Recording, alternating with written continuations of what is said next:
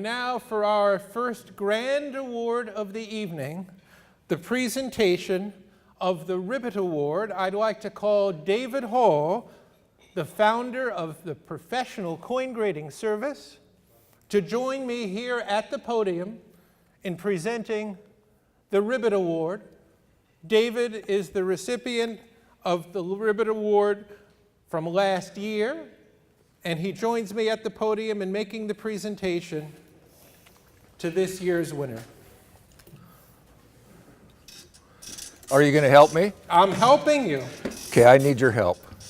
You never need my help. You created this entire industry with slabs and plastic. No. So I had a while back a little idea to put the coins in the plastic holders and some other stuff along with it, and I think the idea might catch on. I'm not sure.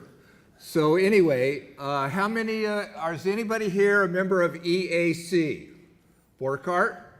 Yeah. Hello. One round of applause for those EACers. Come on now. Get those copper hands clapping. Yes. So Gordy gives me a copy of, is it Pennywise, Mark? Is that what it's called? And says, read this article about grading. You know, let's throw away the numbers and go back to adjectives. So, you know, I read it, and what can I say? Guilty as charged, Your Honor. And there was also a very long article about, it's Tettenhorst, am I saying it right? And what was his actual name? Bernard Edison, okay. And this guy, of course, Mr. Half Cent, had this fabulous collection. He was the Nafsker of half cents, or was Nafsker the Tettenhorst of large cents? Either way works. Either way works, okay. And he was, according to this article and some of his quotes, so gracious and so thankful for all of the friends and the good people that he met on his collecting journey. And so I see so many wonderful people here tonight. I just want to say a few things, if Scott will allow me to. Okay, so we mentioned Ron Guth, right? Okay, in my opinion, one of the great writers, and nice that he's doing something from the Numismatic Literary Guild. Mr. Scott Travers, of course, has done so much to publicize our hobby and our market. The world's best collectibles public relations man, Mr. Don Perlman. Warm round of applause for Don Perlman. Come on. Okay. Mr. Maurice Rosen. The only investment newsletter standing on coins. And the reason why I started mine, my father-in-law, who was into stocks, said, you know, there's a lot of stock newsletters, and I get this thing, do you know this Rosen guy, Rosen Advisory? David, why don't you write a newsletter? Thank you, Maurice. It turned into PCGS. We appreciate it. So anyway, there's so many. Mark Borkart is here, of course, great heritage cataloger. Okay, hard to keep track. You do a lot in your career. And now, is it you work for Steve Ivey or the other way around? Okay, so I'm at my table with my partner Van Simmons, and a guy comes up to me and goes, "Are you Steve Ivey?" I go, "No." "No, are you Steve Ivey?" I go, "No." So I think he then went to the heritage table and said, "Are you David Hall?" So there are so many wonderful people, and reading the Tettenhorst memorials, it made me feel so thankful that my grandmother collected coins and not stamps. And so it's such a pleasure to know most of you and being involved in what we do. I know I've forgotten names Mike Fulgens, Ken Brissett, so many years of helping our industry. Warm round of applause for Kenneth Brissett. Okay, now this Ribbit thing? Yes, the Ribbit thing. This is very serious, right? It's totally actually very serious. serious because we're going to talk about the traits of the frog, some of which are shared by the award winner. And we're not going to tell you who that award winner is, but here are some of the traits. The traits of the Now, wait frog. a minute. You mentioned John Albanese, who's not here. Now, I called John and I said, this CAC thing? You don't want to do it at the shows? I go, why don't you just send the stickers to me and JD and we'll handle it for you here at the show? He said, well, I might do that. Anyway, okay, great eyesight. And John, That's actually, not for publication, shut that off. That's He has a actually great eye. That's a good idea that you talked about John Albanese because look, a frog and CAC stickers actually are the same color. They're green and they sort of have a special sheen in the light. But the winner of the Ribbit Award is someone who isn't John Albanese. So we're going to talk about frog traits, and these traits happen to coincidentally be shared by this year's Ribbit winner. Well, one of the first traits is amazing eyesight. Someone who looks into the future, who can see far into the distance, and therefore excels in long-range planning. It's frog traits, and a trait of the person receiving the award is someone who has an exceptional sense of hearing and great intelligence. This hearing is very important to a coin dealer, particularly if you have a coin shop. The last time I had a real job, I worked for Joel Ratu, and people would call us up and say, I have this 1937 Buffalo nickel. And we, of course, would say, can you hold it a little closer to the phone so we can get a better look?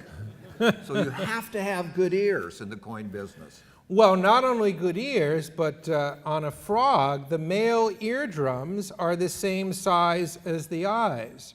And in a frog, a frog is greatly competitive and can leap, swim, and jump great distances, far surpassing other creatures, another trait that's shared by this very special Ribbit winner. And we all know what great jumpers, runners, and athletes coin dealers are, right? And this Ribbit winner, as well as a frog, are both highly adaptable, and they both easily acclimate to foreign lands, especially Asia, where the tree frog predominates. And frogs communicate with other frogs using a variety of complex calls and special forms of numeric grading shared by other frogs. And they can understand and quickly learn and teach nuanced communication. And frogs are a symbol of success and loyalty in some cultures. So with Josh Protas, you have the award. By the way, a very special thank you to Josh Protas, who's organizing our awards behind the scenes and in front of the scenes. And so without further ado, this year's Ribbit Award, ladies and gentlemen, goes... Hang on. Yeah?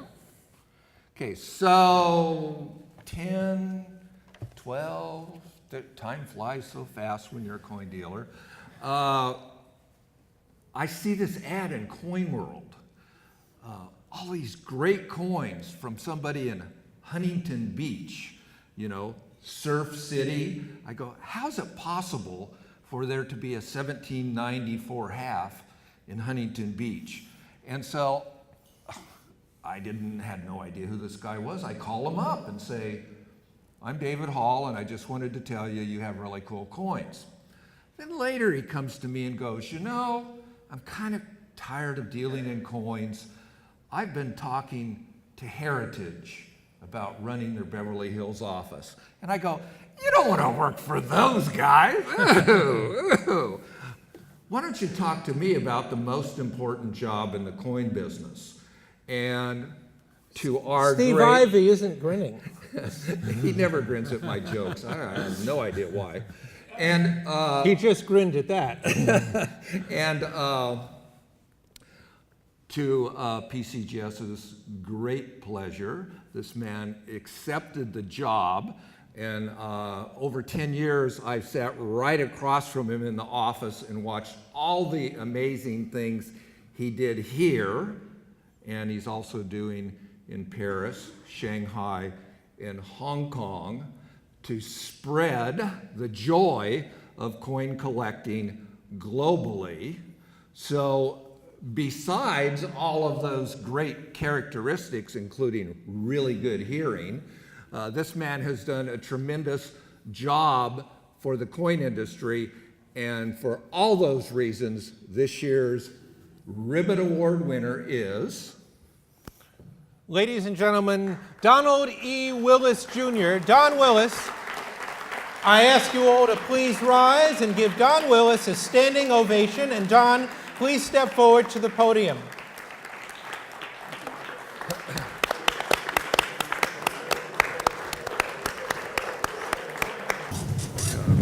Well, I feel like, remember when you were a teenager? Yeah.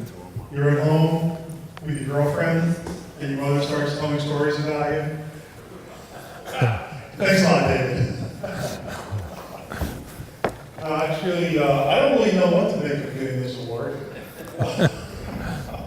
It's certainly very entertaining, and you know, I'm honored. Thank you very much.